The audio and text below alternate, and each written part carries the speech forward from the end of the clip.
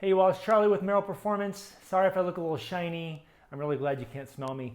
I just got back from a great run, and sometimes the ideas that come up for me during the day become really clear when I'm running. I'm really able to focus. So I wanted to take a second to share this with you before I go take a shower, before it kind of goes poof and goes away. I'm always looking for helpful, relatable metaphors to be able to help people understand pain better and to help them understand their symptoms, and especially in the context of how our psychosocial stressors, the things that come up for us during the day, how those work and play out in our lives, and more importantly, in our physical body as symptoms. Well, I'm always really careful not to compare the body too much to a machine, like a car, because it heals itself, unlike most machines. The phone is actually a really interesting analogy.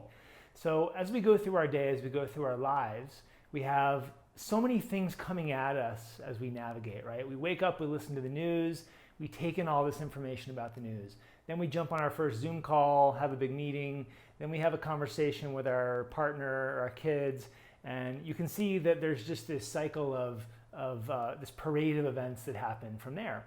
And some of those things are really pretty awesome, and they actually calm us and calm our nervous system.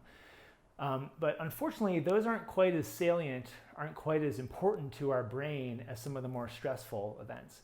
So as we go through our day, it's very similar to opening apps on your phone. And if you ever notice, right now, I'm sitting here looking at Instagram, but if I flip up, you'll see all of the apps that are running in the background, all the things that I have enclosed.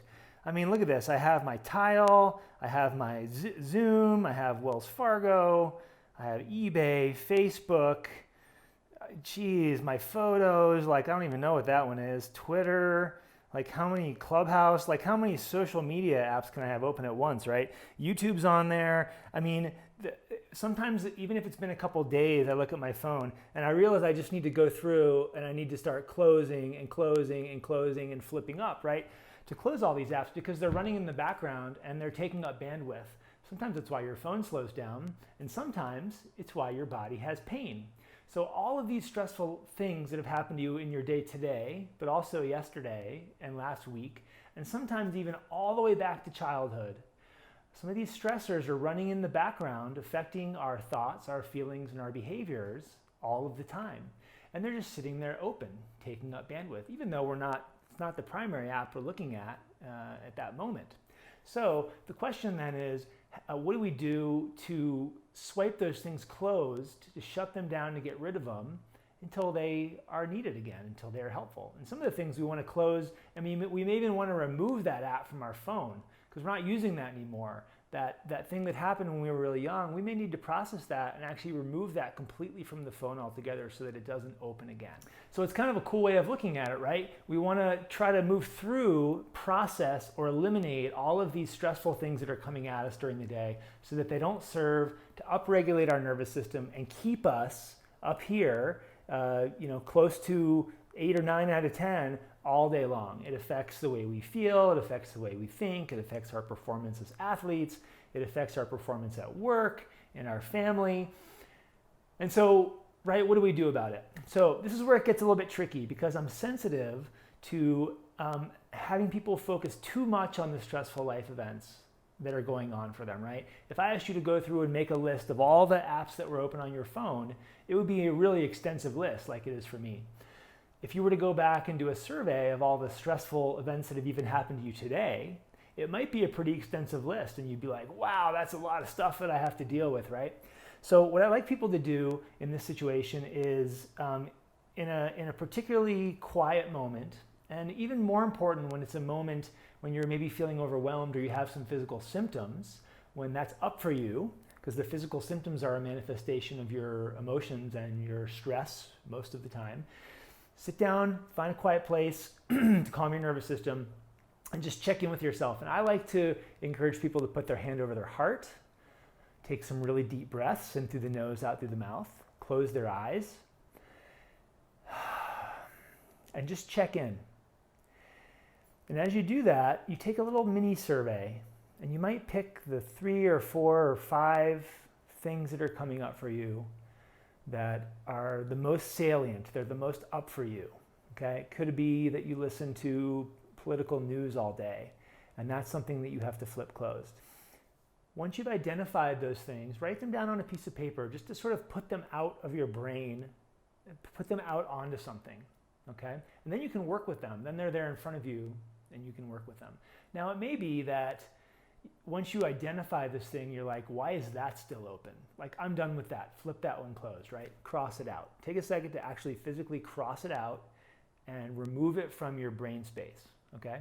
If there's some other things that are a little more sticky, you might need to do some work on those. Let's say you had a hard conversation with your spouse.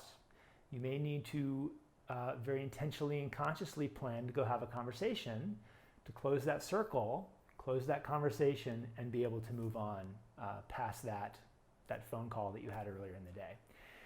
If it was something that happened at work, you may need to take a second to write a thoughtful email while you're in a calm, grounded space so that you can put it behind you. If it's something that's creating anxiety for you about what's coming up later in the day or the next day, maybe you need to take a second to take some action to be able to put your mind at ease and to flip that app closed. So you get the idea. Sometimes there's nothing to do. You just close it. You're like, that doesn't need to be open. I don't need my Twitter feed running in the background on my phone all the time. You know, like if my Amazon app or my Alexa app or Strava was running in the background all the time throughout my whole entire day, there may be some anxiety that like someone's listening or someone's tracking what I'm doing or they know where I am. And of course, this is happening all the time. But when those apps are open in the background, they're more likely to be doing things and taking up bandwidth that you really would rather not have. So you've made your list of 3 to 5 things. Some of the things were easy to cross off. Some of the things might take some effort. The point is that if you can get in the habit of consistently noticing that you have apps open that don't need to be open, and you can quickly close them, you'll very quickly bring down the sensitivity in your nervous system. You'll very quickly bring down the danger alarm message that your brain has going off. It's producing physical symptoms in your body or other symptoms like anxiety or anger or sadness, you know, the other emotions that show up that really just are interchangeable with physical symptoms. And you might find that very quickly that downregulation of your nervous system allows you to move on, both psychologically and free up brain space, free up processing speed, whatever. And it might allow you to move on and actually go move your body because your pain is less. And wouldn't that be amazing? Super cool, right? So I'm going to take a few minutes to sit here and close down all of my open apps. And I'm not going to make you sit through this because it's going to take a while. Jeez, a Dropbox open? That's unbelievable, all the things we do during our day. So anyway, take a second to close the apps in your phone. While you're at it, close the apps in your brain that are unnecessary. Close the circle, check in with yourself, move through things, have those important conversations, send those important emails, close those important circles, have those hard conversations so that you can move on, so that you can rest easy. Hey, you guys, as always, thanks for listening in. I'd love to hear your feedback. If you get a chance to try this exercise on how it goes for you, stories are very powerful, and people on this channel love to hear other people's experiences and the things that come up for them, because you can do a much better job telling that story than I can. So feel free to comment, feel free to reach out, connect with me, click the thumbs up, subscribe to my channel, tell your friends to subscribe to my channel, click the bell so you don't miss my next post-run smelly YouTube video post. I appreciate you all, and I'll see you next time. Geez, Sphero, my son must have opened that. Netflix? Was I watching something on Netflix? Like, why is my parking app for ski season open? Do I really need that? A tuner for my ukulele? Like, when did I open that last? That's so weird. Close, close, close. Unbelievable.